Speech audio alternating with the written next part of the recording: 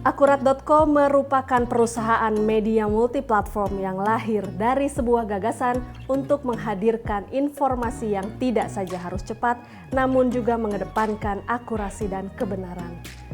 Mengusung tema cepat, tepat, benar, Akurat.co bertekad dan berkomitmen untuk menyajikan fakta yang objektif kepada masyarakat. Kami yakin dan percaya informasi yang disampaikan secara baik, lengkap, akurat, berimbang, dan didukung dengan data-data terbaru tanpa meninggalkan aspek kecepatan akan menjadi pilihan utama bagi masyarakat.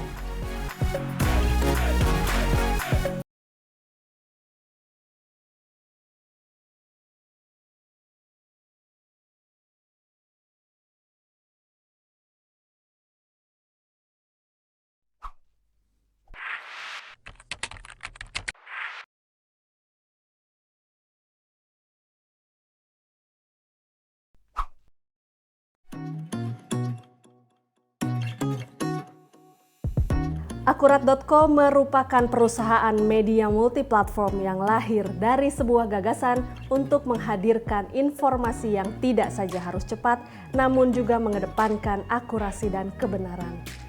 Mengusung tema cepat, tepat, benar, Akurat.co bertekad dan berkomitmen untuk menyajikan fakta yang objektif kepada masyarakat.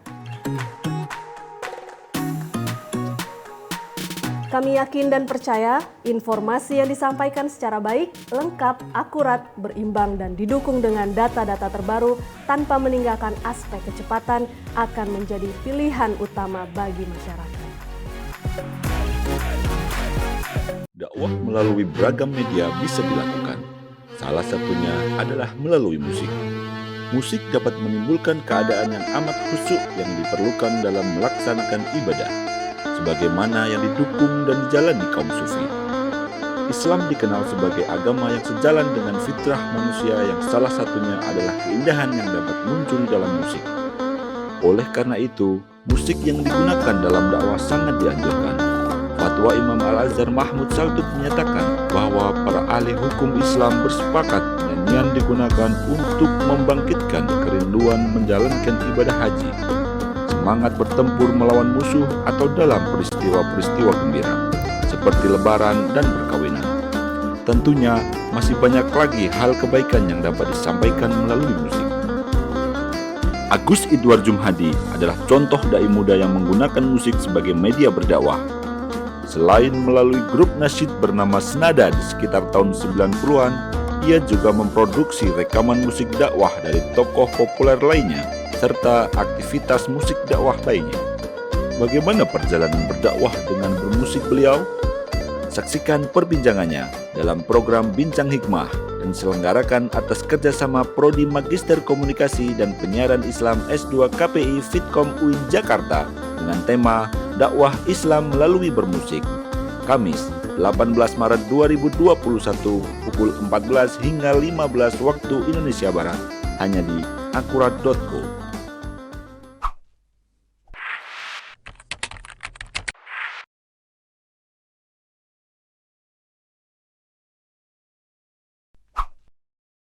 Acara ini diselenggarakan oleh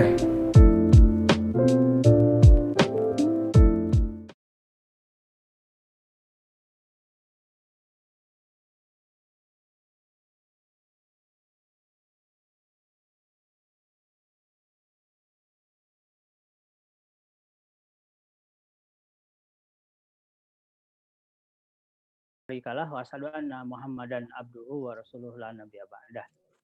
Sebelum saya sapa yang lain, saya sapa dulu nih kepada Ustadz Agus Idwar. Apa kabar Ustadz? Alhamdulillah, Pak Tandan sehat. Semoga kita saling mendoakan ya untuk amin. Ya, kita tidak ketemu tadi ya di kantor MUI ya. Saya habis dari sana. Iya, tadi Kiai Holil aja. Kebetulan saya masih ada produksi sama beliau. Ini pun saat ini masih terus berjalan ini produksi pesantren kuliner. Jadi saya mencuri waktu ini karena begitu pentingnya acara ini untuk sama-sama kita gelar. Siap. Ya, pemirsa sekalian, hari ini Bincang Hikmah Akurat akan menghadirkan sosok seseorang yang sebetulnya beliau tidak sadar bahwa saya sudah mengenalinya jauh sebelum sekarang. Jadi ketika beliau pentas di kampus UIN Jakarta, saya adalah penontonnya gitu. Nah, dan sekarang kita bertemu lagi dalam ruang yang jauh lebih kompleks ya, tetapi lebih produktif, insya Allah ya Ustadz ya. Ya, amin, Nah, amin. jadi ada hal lain juga yang menarik dari sosok Agus Idwar ini, Ustadz Agus Idwar, karena berbeda dengan Ustadz kebanyakan yang memilih jalur, mohon maaf, konvensional ya, ceramah melalui mimbar, melalui tulisan dan lain-lain. Justru Ustadz Agus Idwar Jumhadi itu konsisten dari dulu, dari sejak saya pertama kali menyaksikan, berarti sekitar 24 tahun yang lalu atau 22 tahun yang lalu ya di UIN, ketika beliau pentas, dan ternyata beliau sedikit di antara dai yang memilih jalurnya dengan sangat konsisten. Nah, Bincang Hikmah kali ini kita akan mencoba membedah beragam background yang melatari mengapa sedemikian konsisten dan persisten memiliki semangat di jalur itu, yang pertama, dan yang kedua mungkin juga kita harus menyelami bagaimana proses dilematis atau tantangan-tantangan apa yang dihadapi oleh Ustadz Agus selama masa menempuh jalur dakwah ini. Mungkin kita yang pertama dulu ya Ustadz. Ya. Nah, mungkin para pemirsa dimanapun pengen tahu mengapa sih, apa sih atau cerita apa yang tiba-tiba membangunkan Ustadz Agus Idwar sehingga akhirnya saya harus memilih dakwah di jalur musik, jalur seni. Terima kasih Pak Tantan dan juga sahabat sekalian. Assalamualaikum warahmatullahi wabarakatuh. Jadi sebenarnya jalur dakwah di bidang seni ini juga saya terseret di dalamnya awal itu sebagai seorang aktivis. Jadi pada akhir tahun 80-an atau awal 90 itu kan ada seni yang kemudian berkembang terutama di anak-anak mahasiswa dan pelajar yang disebut dengan nasyid itu. Oh iya. Nah, seni inilah kemudian yang kita itu para aktivis itu menjadikan nasyid ini menjadi bagian dari dakwah dan seolah-olah adalah satu-satunya pilihan terhadap musik gitu, karena waktu itu pemahaman anak-anak rohis ini bahwa bermusik itu haram. Oh iya. Begitu. Nah, jadi kemudian kita diperkenalkan dengan namanya itu nasyid. Nah, pertama kali saya juga tidak tahu nasyid itu apa.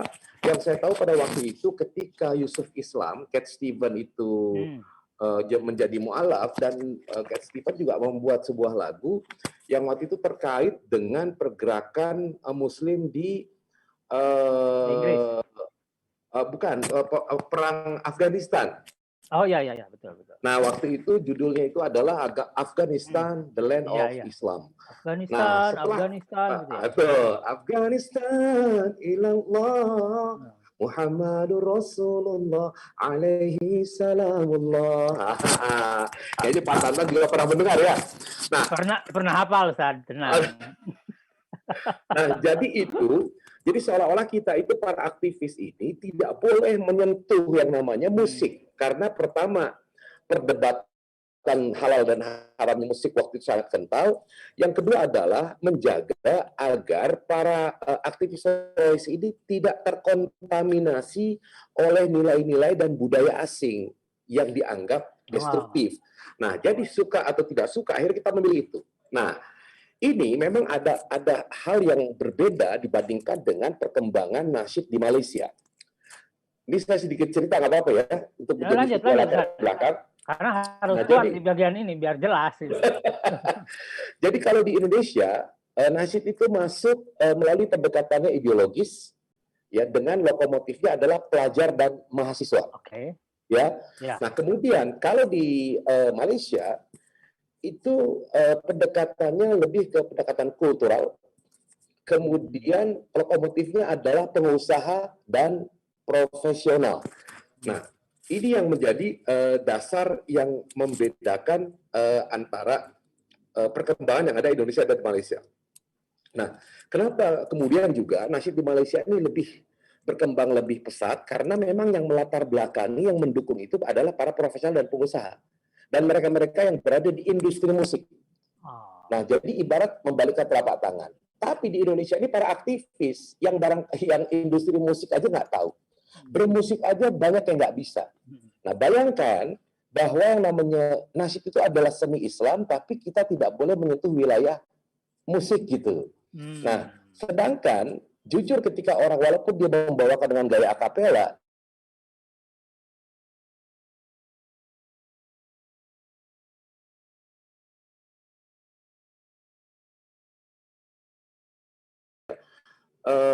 menghindari para aktivis ini terkontaminasi gitu. Kalau bahasanya tersibgoh oleh paham-paham yang berada di luar paham-paham gerakan tarbiyah. Nah, kalau di Indonesia gerakannya adalah melalui gerakan tarbiyah, sedangkan di Malaysia itu melalui gerakan arkom.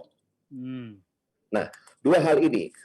Nah, karena nasyid ini merupakan sebuah gerakan yang dilakukan secara masif oleh pelajar dan mahasiswa, yang kita tahu bahwa pelajar dan mahasiswa ini adalah mereka sebagai agent of social change, sehingga mereka memiliki kekuatan untuk mendobrak sebuah tradisi gitu.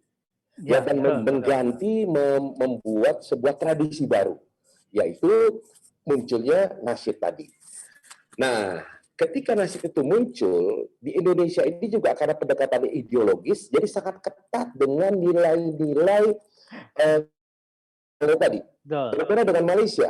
Nah, itu kita tuh sangat ketat dengan nilai-nilai itu. Dan pengaruh nasyid yang masuk ke Indonesia itu lebih dipengaruhi oleh nasyid-nasyid yang bertema pergerakan. Nah, makanya awal itu muncul adalah nasyid haroki. Haroka, jadi nasyid-nasyid pergerakan seperti bila Islami gitu. Yang sebenarnya kalau orang tahu liriknya, tapi di negaranya aja dilarang. Iya. Karena kita tuh nggak paham kan ya. Kemudian juga, dan kebanyakan anak-anak rohis itu kan bukan anak-anak belakang pesantren, Pak. Bukan belakang sekolah-sekolah agama, termasuk saya juga. Jadi kalau mendengar lirik yang berbahasa Arab, wah ini Islam ini. Apalagi ini dari Palestina. Nah, jadi semangat itu, tapi semangat itu ternyata mampu mendorong terjadinya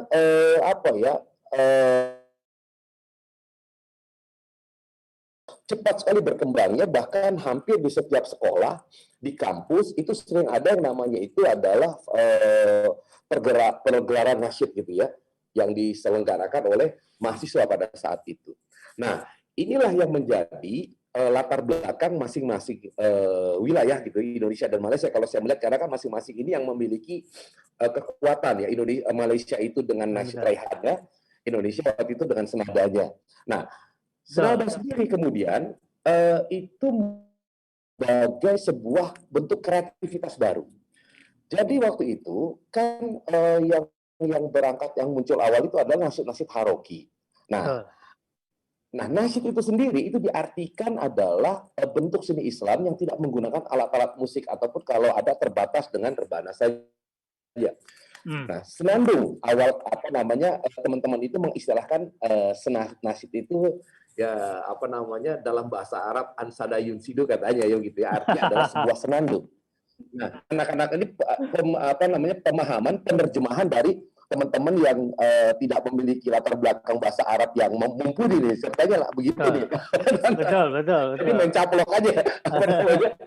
Tahu dari Murabi begitu, ya udahlah ikutin aja deh kan begitu.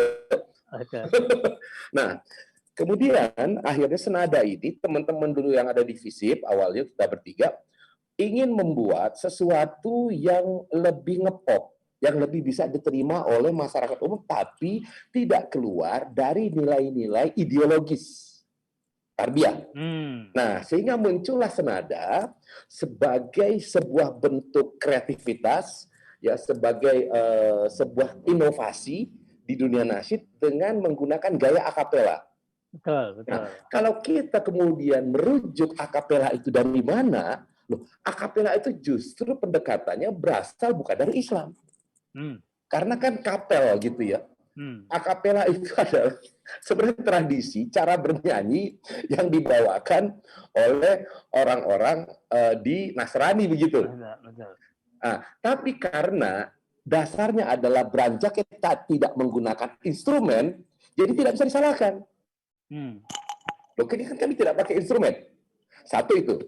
Kemudian yang kedua, bertepatan pada awal 90-an, itu sedang berkembangnya, lagi naik daunnya, musik-musik akapela. Ada yang namanya All for One, Boyz II Men, Neri Perecaso, gitu, Manhattan Transfer. Nah, jadi karena itu waktu itu menjadi musik yang sedang digandrungi gitu ya. Nah, ini akhirnya Nasyid ini kebawa. Begitu, Nasyid ini kebawa di dalam situ, dan kita waktu itu seperti sekarang mungkin istilah mengcover ya, mengcover lagu-lagu mengcover dengan lirik yang kita rubah sedikit gitu. Nah, disinilah kemudian Senada ini membuat sebuah terobosan yang sangat luar biasa.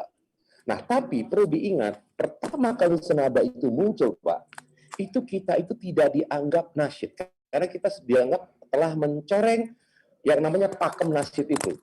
Jadi Senada ini seolah-olah berada di luar jalur yang sebenar dan selayaknya. Nah, sehingga pada awalnya itu ada grup-grup nasyid yang memang yang haroki itu tidak mau tampil dengan Senada dalam satu panggung. Satu itu. Kemudian kedua, kita itu dulu memproduksi kaset, menjual kaset itu dulu ada sebuah toko lah. Kita tahu kalau toko itu sangat identik sekali dengan pergerakan tarbiyah pada waktu itu. Ya, kita nitip jualan itu tidak tahu awalnya. Karena dianggap Afwan ini belum jelas gitu pernyataannya. Nah, saya tahu tokonya itu,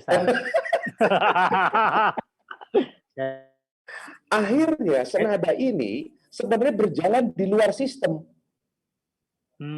Di luar sistem tarbiyah.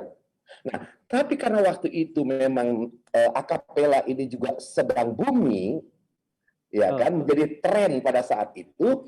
Nah, Senada dengan gaya akapelanya akhirnya masuklah ke wilayah, tidak lagi wilayah yang indie gitu.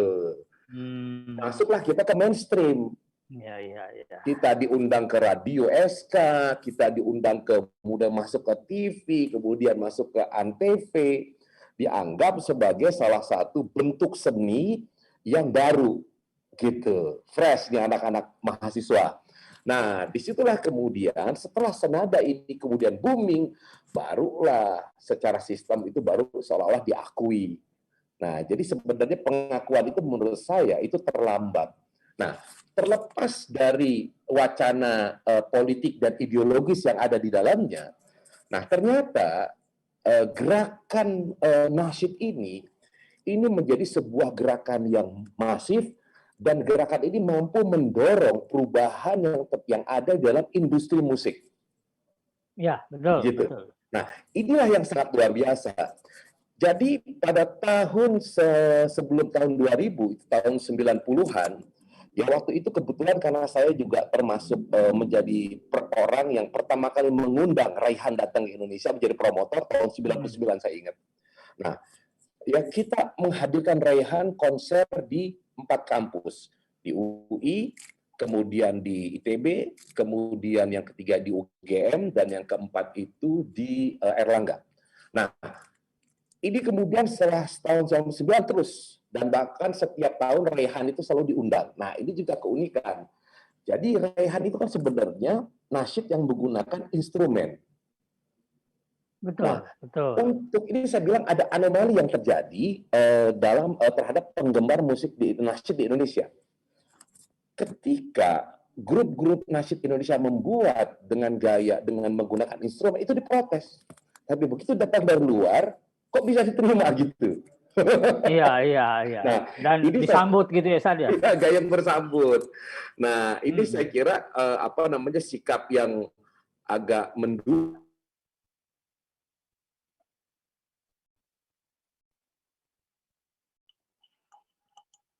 Halo.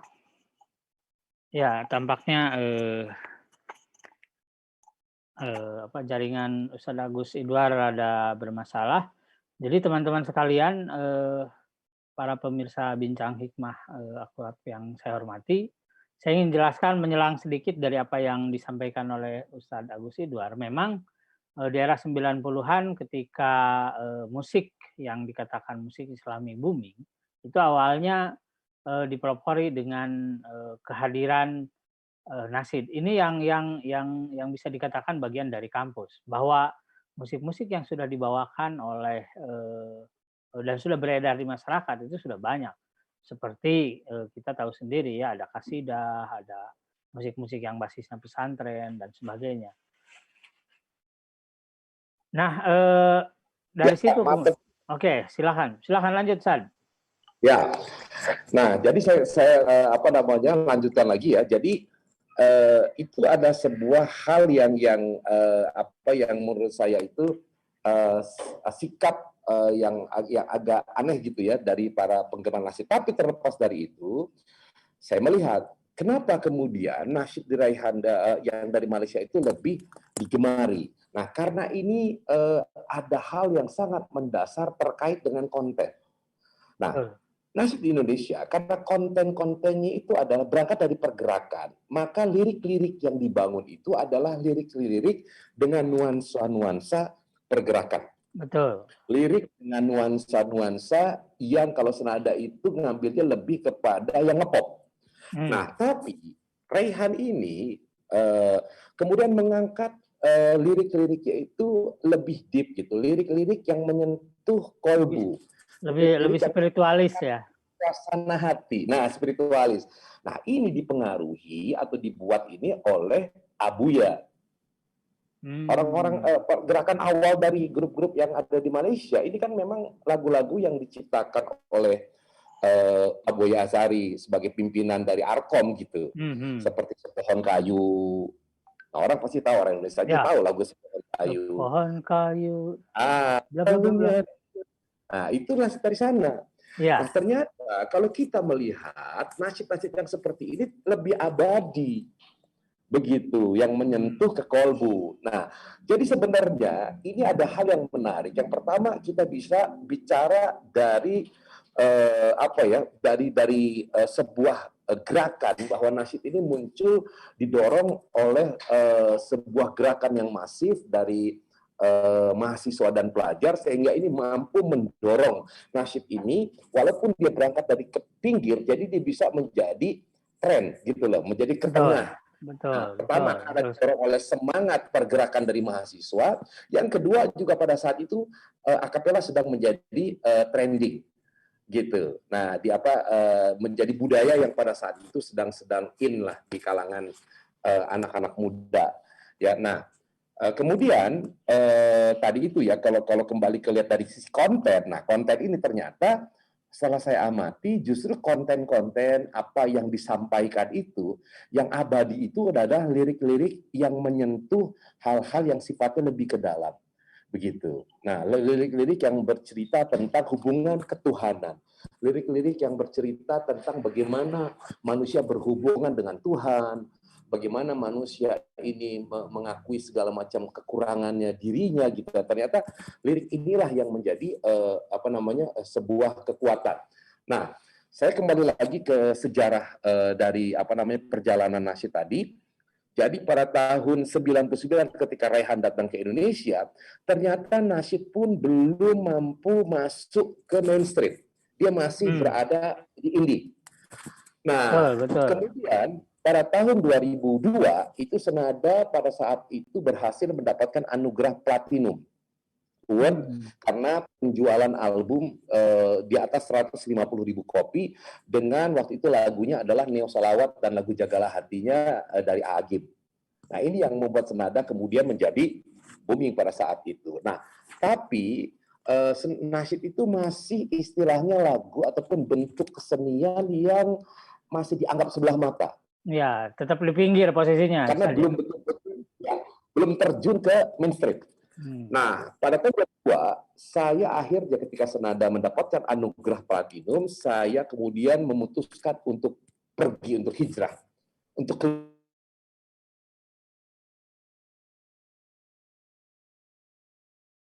pada saat pada saat Senada sedang berada sedang tinggi-tingginya gitu ya.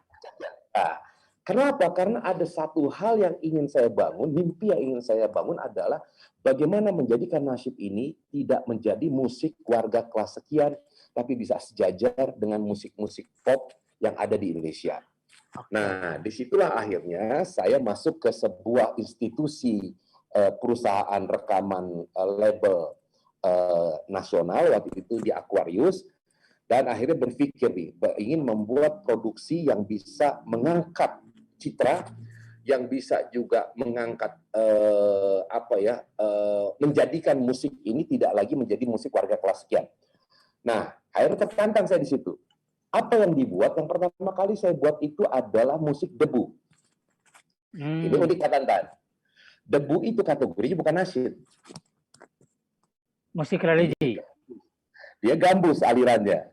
Kalau dalam bahasa ini dia adalah world music. World music itu dengan menggunakan musik-musik instrumen yang dari berbagai macam unsur kedaerahan dan dunia gitu ya. Yang sifatnya adalah lebih ke tradisional gitu. Nah, dia kategorinya adalah world music. Nah, bagaimana kemudian debu ini kok bagaimana bisa mencoba saya bilang bagaimana supaya dia bisa berada di tengah gitu, bisa diterima. Nah, disinilah ujian yang pertama. Ini sebenarnya eksperimen saja sih. Waktu itu debu itu kan dia pakai sorban gede tuh. Kalau nyanyi sama sorban sufi ya. Begitu dia selesai memproduksi. Betul. Dia selesai memproduksi lagu, saya bilang sama Mustafa penyanyinya, debu boleh nggak sorbannya dicopot? Lu gila ya katanya. Waktu itu saya hanya pendekatan saya sangat marketable saja. Saya bilang kalau bule pakai sorban tidak terlihat bulenya. Ya kan, bahkan kalau sorban itu dipakai tidak rapi, ya ada jadi kumuh. Saya bilang mohon maaf seperti itu ya. Iya, betul. Akhirnya dia tidak keberatan. Dia lepas sorbannya sampai sekarang jadi tetap lepas, yang nggak dipakai gitu kan. Dengan dipotong gaya rambut yang spike yang keren, tampil seperti David Beckham waktu itu ya. Nah, kesan yang ingin saya angkat adalah bahwa bule menyanyi lagu Islam. Dan ternyata strategi itu alhamdulillah berhasil. 250.000 kopi telah terjual. Dan debu itu booming banget waktu itu kan. Jadi seperti menjadi pengerek arus dari seluruh model musik religi. Betul, dan dia memberikan alternatif yang lain pada saat itu ya. Nah, sebentar. Gimana? Ya, sebentar. Teman-teman sekalian, saya ingin beritahukan kepada para pemirsa yang ikut hadir di sini maupun yang di YouTube, jika ada pertanyaan atau mau menyapa langsung Ustadz Agus Idwar, jarang-jarang nih kita dapat tamu seperti ini, silahkan bisa tulis di kolom chat yang tersedia ya di Zoom atau maupun di YouTube. Nah, kemudian juga silakan ya, silakan yang mau sapa nanti ada host yang akan menyampaikan saya, bisa jadi bisa saya sampaikan juga kalau tidak mau menyapa langsung. Nah, Ustadz, yang kedua yang ingin saya konfirmasi berarti begini. Ketika Ustadz mengambil jalur musik sebagai ruang untuk dakwah, ya katakanlah era karaoke sudah selesai, masuk ke era berikutnya adalah era sublimasi dan deeply dari isu-isu dan konten ya. Ini bisa nggak kita tahu bagaimana, ini kan proses ijtihad ya, yang dulu ijtihad bareng dengan para murabinya katakanlah begitu. Kalau sekarang ini proses ijtihadnya seperti apa itu sehingga akhirnya menemukan di sini nih gitu. Silakan, Ustaz. Jadi gini, saya sedikit lagi ceritakan. Jadi setelah dengan debu selesai, kemudian ditantang lagi mau bikin apa.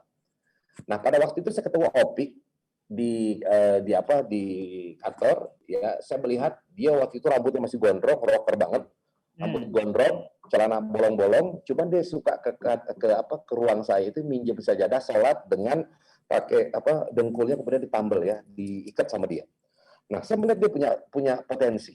Nah, akhirnya saya ajak untuk ikut kompilasi. Awalnya dia menolak, Pak. Gila, lu masa gue rocker nyanyi nasyid sih katanya. Kan nggak keren banget. Ya. Tapi akhirnya dia setuju, dia ikut. Nah, disinilah kemudian saya pergunakan strategi yang ada di Malaysia. saya mencoba untuk mengambil pendekatan kultural. Nah, saya minta Opik menyanyikan lagu Tombo Ati. Ah, Nah, tapi kemudian kemasannya itu tidak kultural, kemasannya umum. Jadi lagu Tombo Ati dikemas dengan musik kekinian pada waktu itu. Wah, ternyata ini lebih dahsyat lagi, Pak Tantan. Opik terjual sekali itu sampai 1 juta kopi. Gitu. Mengalahkan semua yang ada di Aquarius. Let's say Melly Guslo, yang namanya Dewa, yang namanya Agnes Monica, betul. yang namanya Ari Lasso. Ewa semuanya. Sampai sekian tahun ke depan itu yang leading adalah Opik. Nah, setelah itu baru almarhum Uje. Nah, setelah Opik naik, barulah band-band lain ngelihat lah. Opik aja bukan siapa-siapa bisa membuat lagu dan oke, disitulah kemudian Ungu muncul, kemudian ada Wali, gitu yang dari pop kemudian membuat lagu religi. Dan ketika anak-anak band menyanyikan lagu-lagu religi, disinilah akhirnya saya menganggap bahwa apa yang saya idamkan untuk mensejajarkan lagu pop dengan lagu religi berhasil untuk tercapai. Nah, jadi kalau berbicara dari sisi dakwah, indikator keberhasilannya salah satunya adalah anak band akhirnya tidak malu-malu ikut membawakan lagu religi. Nah, disinilah kemudian masuk dalam fase yang berikutnya. Karena pada fase ini Senayan Asyik akhirnya terpinggirkan kembali, Pak. Iya, ya. Jadi, iya. belum sempat muncul dan terpinggirkan kembali. Nah, disinilah kemudian muncul fase yang berikutnya. Nah, ketika musik-musik religi sudah menjadi musik yang mainstream, bahkan mohon maaf, saya membuktikan ini suatu hal yang sangat luar biasa. Pada waktu itu, itu sempat diundang di salah satu diskotik terkenal di Jakarta yang namanya Alexis. Gitu. Oh. Nah, karena rasa penasaran,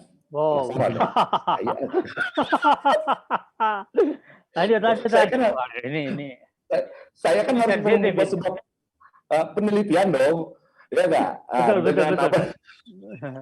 Penelitian partisipatif ceritanya.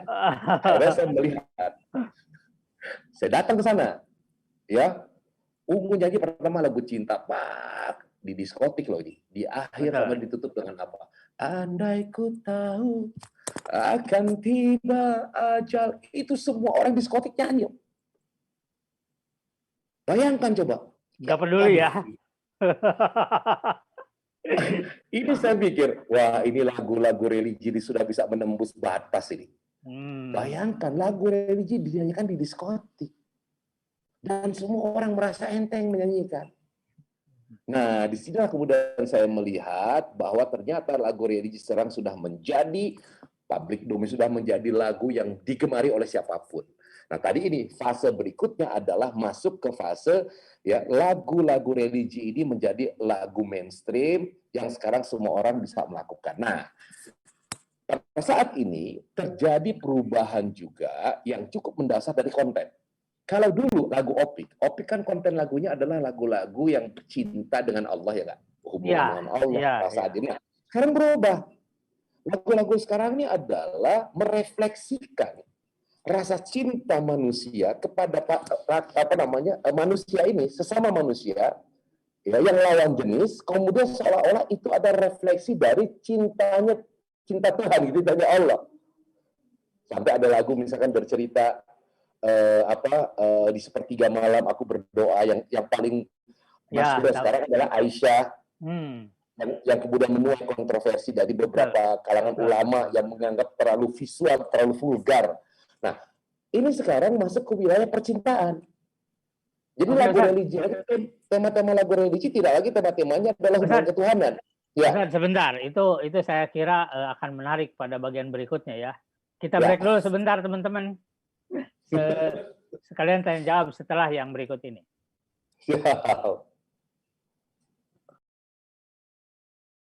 Acara ini diselenggarakan oleh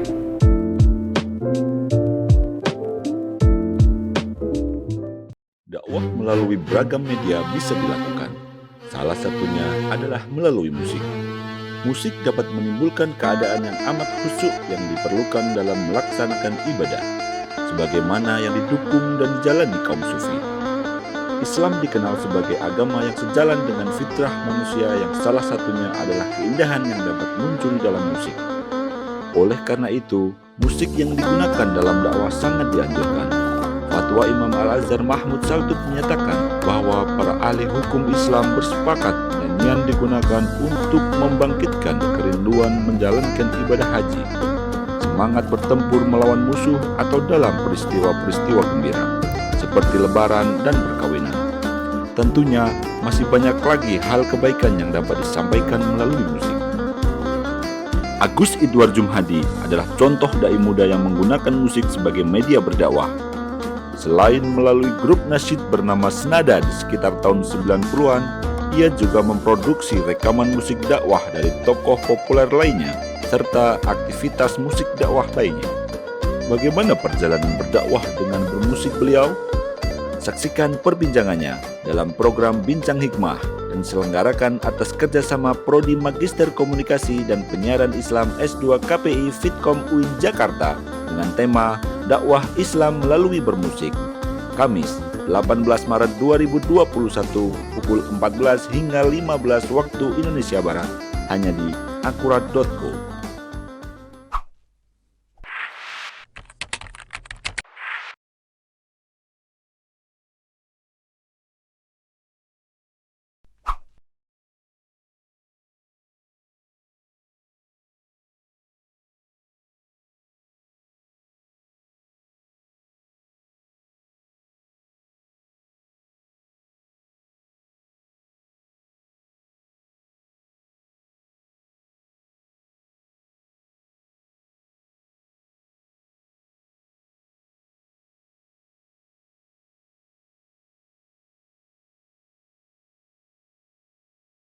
Tapi kemudian setelah masuk ke tengah dan kemudian mengalami proses ijtihad baru atau melakukan modifikasi serta lebih membaca pasar dan akhirnya terjadi booming, tadi Ustadz Agus mengatakan dan akhirnya nasid kembali minggir.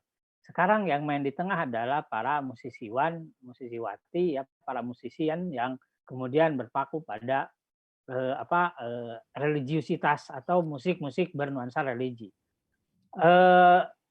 Ada terobosan lain yang ternyata justru ini menjadi satu hal yang menurut saya sangat sangat menarik ketika aspek akseptansi atau penerimaan dari nilai-nilai yang disampaikan dalam musik sekarang jauh lebih melebar. Tadi ada pengalaman yang dilakukan oleh Ustadz Agus Idwar sendiri ketika di musik religi katakanlah seperti itu dengan sangat indah dan sangat enak dinyanyikan di sebuah ruang yang bernama diskotik.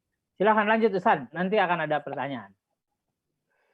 Ya, nah jadi sekarang konten lagu-lagu religi itu sudah mengalami sebuah pergeseran. Kalau dulu tidak ada yang cerita hubungan antara laki-laki dan perempuan walaupun dibalur dengan kalimat-kalimat hikmah, seolah-olah itu refleksi dari cinta terhadap Allah, itu nggak ada yang seperti itu.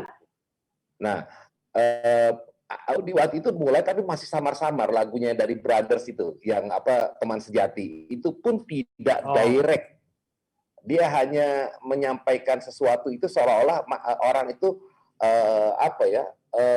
bisa tidak langsung menerjemahkan bahwa itu adalah hubungan antara lelaki dan perempuan gitu, tapi seolah-olah itu dibuat adalah hubungan pertemanan, persahabatan, tapi sebenarnya kalau bahasa dulu itu bisa diplesetkan, orang mendengarkan itu seolah-olah memahami itu sebagai hubungan antara laki-laki dan perempuan gitu. Nah, sehingga banyak para aktivis yang pengen ceritanya dalam tanda petik pacaran diam-diam itu menyukai secara dia seringkali membawakan lagu itu gitu loh sebagai ekspresi hatinya gitu ya. Ruangnya jadi meluas ya. Ya, mungkin tahu juga kalau judulnya selama ini ku mencari-cari teman yang sejati buat menemani. Ya itu.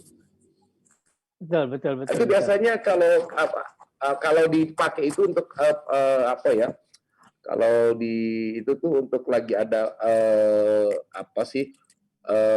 daurah gitu ya, pelantikan gitu, para aktivis itu di akhirnya biasanya dibawakan lagu itu. waktu Iya, itu iya. ya, nggak tahu sekarang seperti apa. Nah, perubahan ini sungguh sangat luar biasa dan spektrum tentang musik religi ini sedang semakin luas. Nah, justru disinilah akhirnya istilah nasyid ini sudah mulai pudar. Baik dari sisi nasyid itu, dari sisi makna pemahaman tentang nasyid, maupun dari sisi kontennya. Gitu. Karena nasyid itu sekarang tidak bisa dikatakan sebagai genre. Gimana Oh, genre gitu? Ada nasyid dengan gaya pop, ada nasyid dengan gaya rap, ada nasyid dengan gaya dangdut, ada nasyid dengan gaya gambus. Kan betul, jadi aneh sebenarnya. betul, betul. Nah, akhirnya nasyid ini hanya sebuah sebutan terhadap musik religi yang berlaku dalam atau diminati oleh sebuah komunitas. Nah, inilah terjadi juga pergeseran makna sebenarnya. Nah, sekarang pun akhirnya kalau saya melihat lambat laun ini nasyidnya akan hilang dari peredaran. Ya, karena ketidakjelasan bentuk dan pemanaan terhadap nasyid itu sendiri. Nah, tapi terlepas dari perkembangan nasyid yang kemudian belum muncul sudah akhirnya tenggelam gitu ya. Nah, Betul, betul, betul.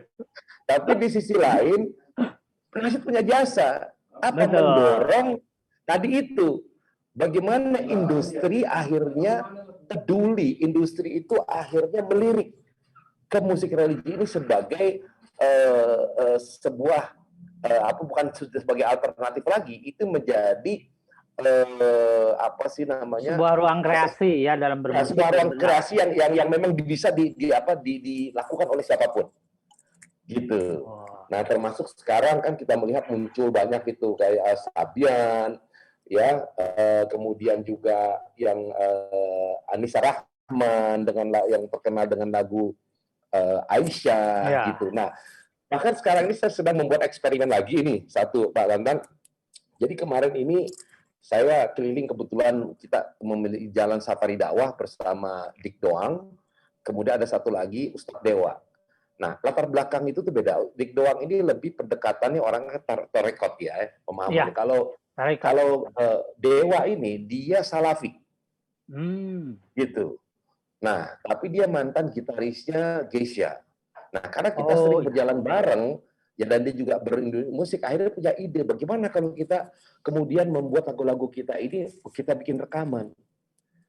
Nah, akhirnya kemudian setelah kita sering berinteraksi dan jalan bareng, ya muncullah ide membuat sebuah grup band dan mengumpulkan lagu. Dan alhamdulillah sekarang sudah terkumpul 5 lagu, ya, dan Ustadz Dewa sekarang kembali lagi bermusik. Gitu. Saya bilang welcome back gitu ya. Untuk bisa bermusik lagi, dan kita yang lain yang juga sudah vakum dari musik tapi masih memiliki nama. Yang pertama adalah Sakti. Oh ya. Salah on Seven, dan yang kedua adalah Reza. Reza Noah. Reza Noah ya. Nah, jadi kita ini juga mereka. Ya, ini juga ada pertanyaan itu. Ketika saya menyebarkan bahwa saya akan berdiskusi dengan Ustadz Agus Idwar, ada beberapa yang sudah nge-WhatsApp duluan titip pertanyaan begini. Pertama, fenomena musik sebagai jalan dakwah, tetapi di sisi lain banyak juga. Sebetulnya kan musik itu di level konten itu netral gitu ya. Dia sebetulnya sangat sublim. Mau musik apapun ya, dia tidak beragama katakanlah, tergantung yang mengisinya. Nah, kita harus jujur mengakui bahwa ada banyak musisi yang hebat, sudah panggungnya luar biasa, tetapi kemudian dengan istilah sekarang itu hijrah. Nah, tadi ada Reza dari Noah, terus ada Sakti dari Sheila on Seven gitu. Dan saya kira yang lain-lain juga banyak. Ya, itu bukan yang pertama dan yang kedua. Menurut Ustadz Agus ini sebetulnya apa? Bagaimana menjelaskannya? Silahkan. Nah, jadi gini Pak. Dunia musik pop itu jangan disamakan dengan dunia musik religi. Dunia musik pop itu, budaya yang ada di sana, itu adalah budaya yang sangat bebas. Ya, tidak ada budaya yang tadi ya tidak memiliki nilai. Nah, sementara teman-teman yang sudah masuk tersentuh oleh nilai-nilai dakwah, seperti Sakti dan Reza dari Jemaah Tabligh, kemudian Dewa dari Salafi dan banyak lagi yang lain. Ini ingin apa ya, menarik, merasa bahwa ini bukan dunia gue lagi nih gitu. Gue udah cukup di sini. Nah, cuman bedanya adalah yang di Jamaah Tabligh biasanya meninggalkan itu, yang ingin dia tinggalkan adalah hingar-bingarnya, bukan musiknya. Iya. Nah, yang di Salafi itu Semuanya. totalitas, semuanya, gitu, karena dianggap ya musik itu sesuatu yang haram gitu. Betul. Nah, kemudian akhirnya dengan melalui pertemuan ini yang agak antik, ini memang Dewa ini. Dia yang sudah betul-betul melepas, tapi akhirnya ya dengan bahasa yang bercanda gitu ya. Bahkan si Reza dan Sakti bilang, lu kalau ngajak gue, ya kalau lu nggak mau ikutan, ngapain gue ikutan, kan begitu. Oh, iya. Betul. Jadi bahasanya pakai bahasa koboi aja gitu. Nah, akhirnya dia pun ikut kembali. Ya, kita mencoba untuk membuat beberapa lagu dengan memang dengan nuansa religi, dan lagunya ini pun sangat kaya warna. Lagu yang dibuat Om Dik pendekatannya lebih pada pendekatan sufistik, lirik-liriknya gitu. Nah, sementara ada lagu, kalau saya itu lebih melihatnya mungkin dunia lagu itu lebih bermuatan pop, tapi lagu pop yang bernuansa religi, lebih umum gitu. Betul. Memang sengaja saya buat seperti itu. Nah, kemudian ada lagi lagu memang yang dibuat itu lebih pendekatannya kisah perjalanan suasana hati teman-teman yang hijrah, gitu. Tapi ada satu lagi judul lagu ini juga sebenarnya sebuah reaksi terhadap komunitas hijrah. Judulnya lagu adalah bahwa saya belum hijrah gitu. Jadi saya suka bilang ini bahwa ketika orang menggaungkan komunitas hijrah, maka saya bilang bahwa saya komunitas belum hijrah. Gitu. Gimana Mas Agus? Ya belum hijrah. Kok cuma anggotanya cuma sedikit ini. Kenapa cuma sedikit? Karena yang lain udah pada hijrah begitu. Nah, ada lirik lagu memang sengaja kita buat bahwa jangan khawatir kepada kami gitu. Kami sama kok seperti kalian yang dulu. Ya kan? Bahwa kami ini hanya ingin berusaha untuk menjadi lebih baik. Tapi kami sadar bahwa kami belum hijrah. Gitu. Tapi kami tidak akan menjadi Islam yang radikal, ataupun kami tidak akan menjadi Islam yang garis keras gitu. Nah, itu ada dalam lirik-liriknya. Jadi memotret dari sisi yang lain juga ya Ustaz ya? Iya, betul. Dan memang kita ini akan jadi unik karena personil kita ini berasal dari latar belakang yang berbeda-beda. Oke Ustaz, ada pertanyaan nih, mungkin biar dijawab dulu. Yang pertama dari Seni Soniansi.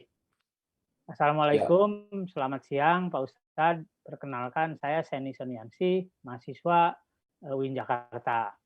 Izin bertanya, saya punya kawan, ia amat senang mendengarkan lagu religi. Namun ketika ia mendengarkan lantunan Al-Quran atau bacanya, ia tidak khusyuk dan logatnya pun jadi berirama yang sedikit menghilangkan keindahan membaca Al-Quran. Mohon bantuannya Pak Ustadz, bagaimana solusi mengatasi hal ini? Ya itu juga betul Ustadz. Jadi, aduh, memang ada yang begitu ya. Jadi ketika membaca Al-Quran itu aja susah khusyuk. Tapi begitu mendengarkan mungkin salawatan atau lagunya para pelantun salawat yang ada di YouTube itu, dia lebih khusyuk. Nah sebetulnya kalau misalnya dikaitkan dengan konten sendiri, karena ini kan berarti terkait dengan konten. Dua yang mau saya perdalam. Yang pertama konten, tapi sebelum itu keorganisasiannya.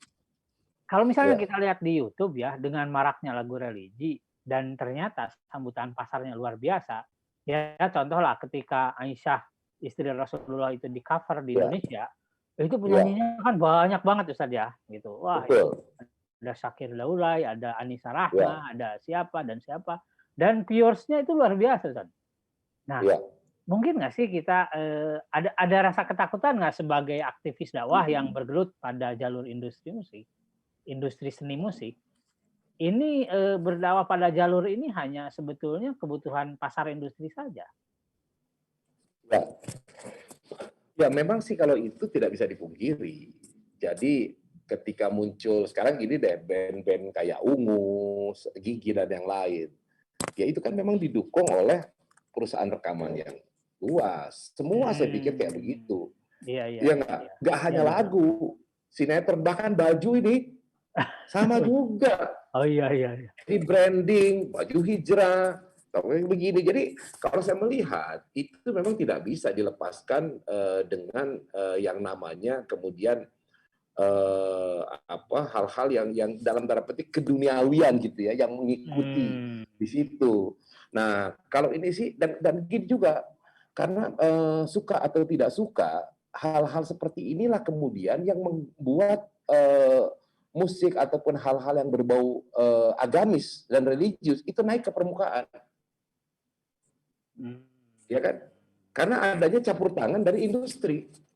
Nah, tinggal terlepas dari orangnya aja sebenarnya menyikapinya seperti apa, gitu. Daripada di pinggiran terus ya, Ustaz ya. Ya kan kalau itu dia.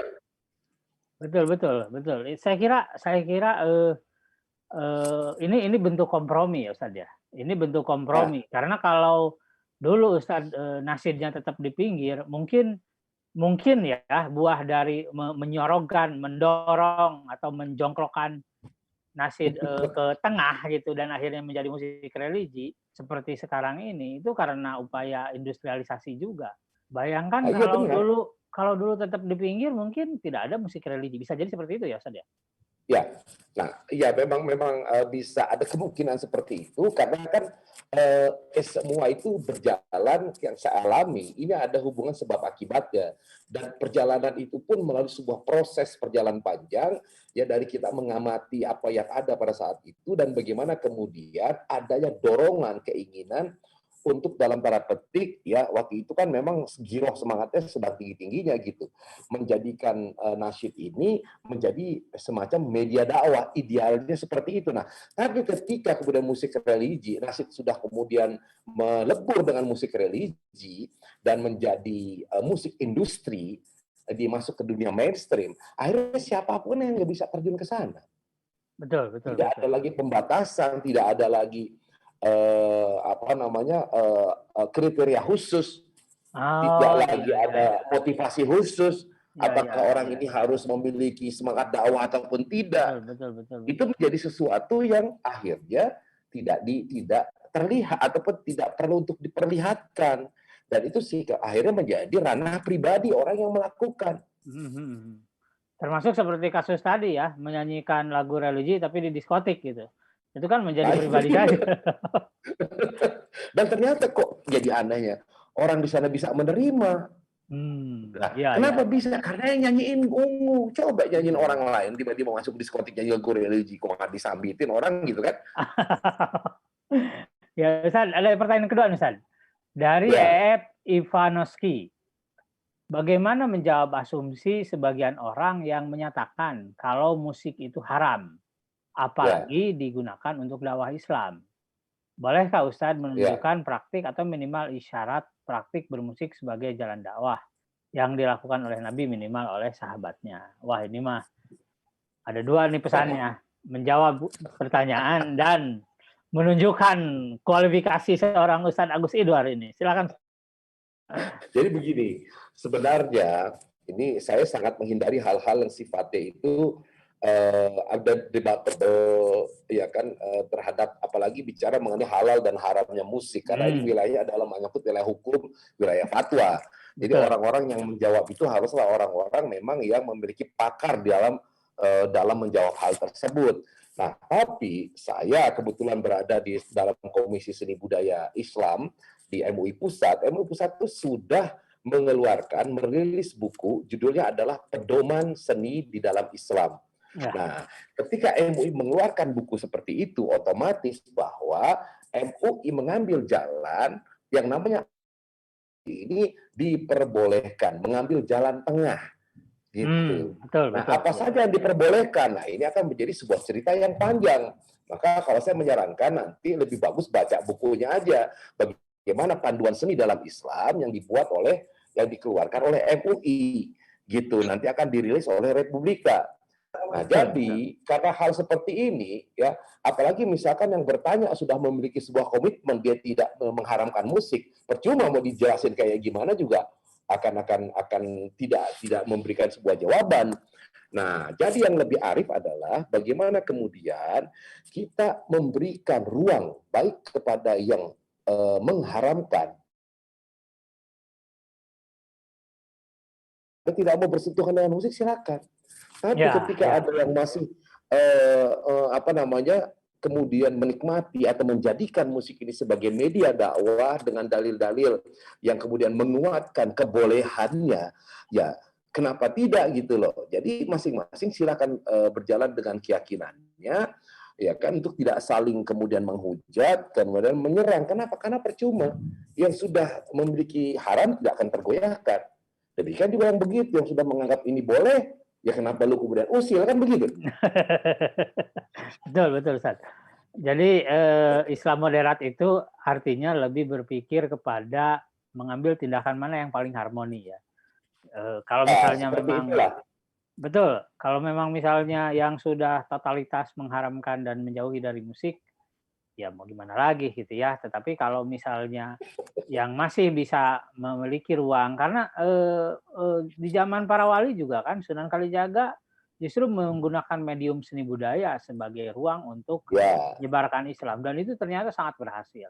Saya kira sejarah Islam tidak bisa dikosongkan dari kontribusi seni musik dalam prosesnya. Bahkan beberapa alat musik itu justru hadir ya. Kalau misalnya kita pernah nonton film Barat Robin Hood gitu, ada seorang pejuang yang dalam film itu justru dia seorang Muslim yang membawa alat musik yang dinyanyikan. Jadi artinya kalau mau kontroversi ya nggak selesai ya Ustaz ya, begitu intinya. Ya, dan juga kan seperti yang kita pelajari gitu, artinya di UIN saya juga mendapatkan pembelajaran di semester awal itu bagaimana sebenarnya dakwah Islam di Indonesia ketika awal-awal masuk itu ya kan itu mengalami hambatan, dan ketika sekian lama proses terjadi dari tahun 600 sampai kemudian 1400 ketika masuknya para wali Songo, ternyata ini prosesnya menjadi lebih cepat.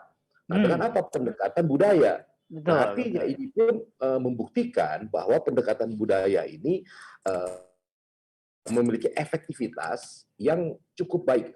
Minimal di Indonesia, kalau seandainya tidak mau digeneralisir sampai kemana ya, tapi di Indonesia ternyata pendekatan ini adalah pendekatan yang cukup efektif dilakukan untuk menyampaikan pesan-pesan dan nilai-nilai Islam yang bisa kita sampaikan kepada masyarakat yang ada di Indonesia.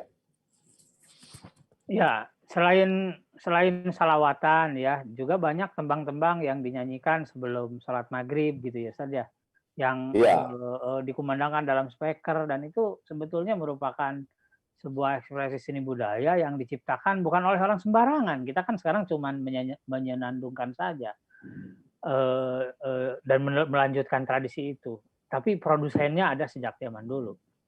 Nah, teman-teman sekalian, ini sudah mau berakhir. Saya kira sudah waktunya Ustadz Agus Idwar menyimpulkan kira-kira hasil diskusi dari hasil ngobrol kita siang ini apa, Ustadz? Silahkan. 2 menit saja. Ya, jadi pertama saya ucapkan terima kasih ya ada kesempatan untuk bersama-sama sharing di sifat ini. Jadi yang kedua adalah bahwa saya masih memiliki sebuah keyakinan yang namanya berdakwah melalui seni, khususnya seni musik ini adalah jadi sebuah pilihan dakwah yang bisa untuk dilakukan ya, dan cukup efektif untuk dilakukan karena memang sudah terbukti. Contoh kayak tadi viral lagu Aisyah itu sampai trending 13 topik dan belum pernah terjadi trending sebelumnya di channel YouTube.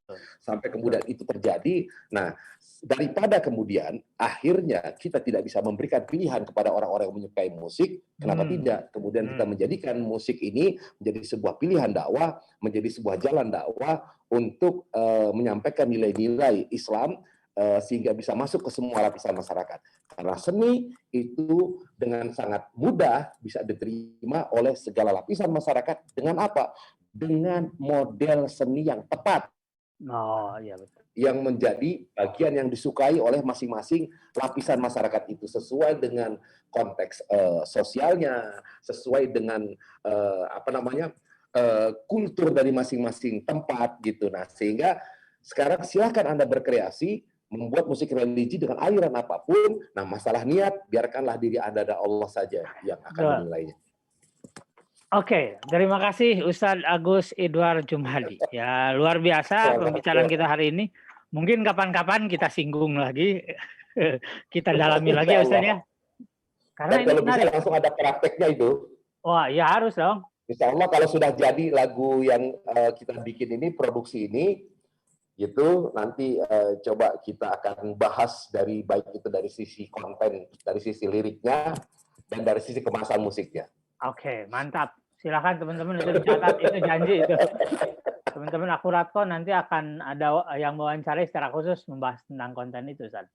Terima kasih, Pak. Ya, baik teman-teman semua, para pemirsa Bincang Hikmah Akuratko yang saya hormati.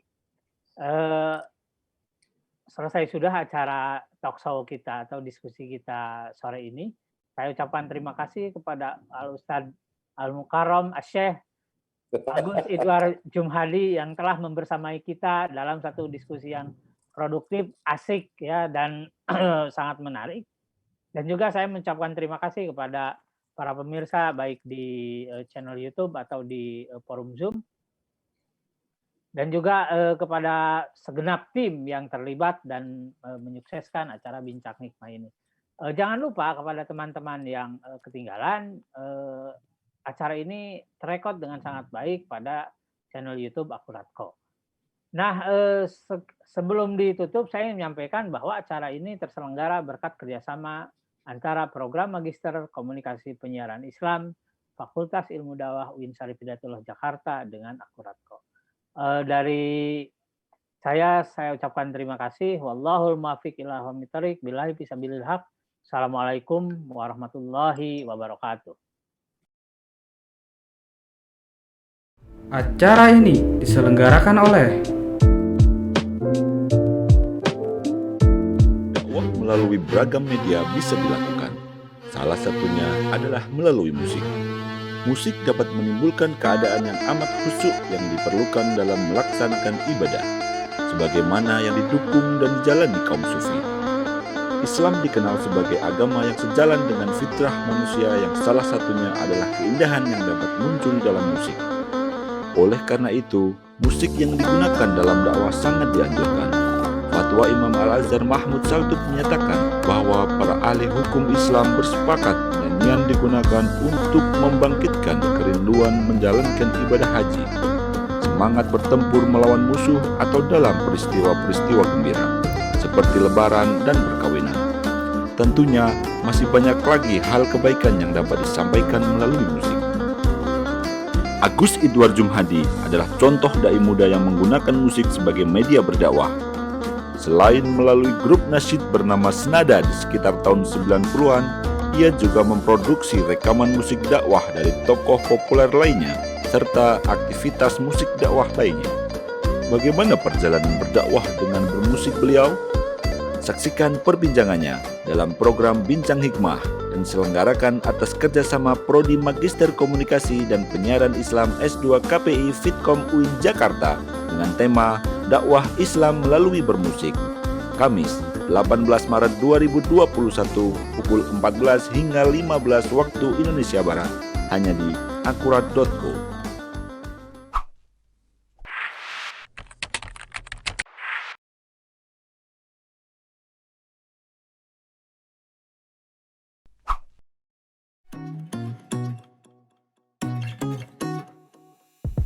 Akurat.co merupakan perusahaan media multiplatform yang lahir dari sebuah gagasan untuk menghadirkan informasi yang tidak saja harus cepat, namun juga mengedepankan akurasi dan kebenaran. Mengusung tema cepat, tepat, benar, Akurat.co bertekad dan berkomitmen untuk menyajikan fakta yang objektif kepada masyarakat. Kami yakin dan percaya informasi yang disampaikan secara baik, lengkap, akurat, berimbang, dan didukung dengan data-data terbaru tanpa meninggalkan aspek kecepatan akan menjadi pilihan utama bagi masyarakat.